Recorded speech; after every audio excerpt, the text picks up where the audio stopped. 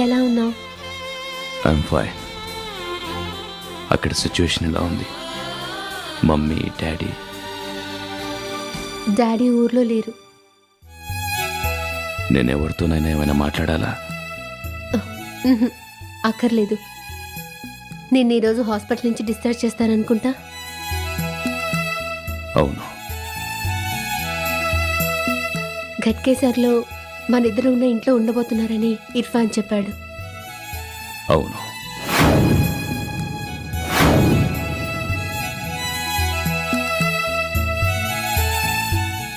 అక్కడ చాలా జ్ఞాపకాలున్నాయి.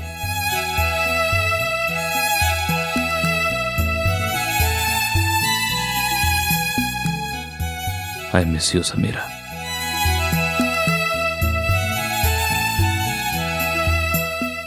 I miss you two.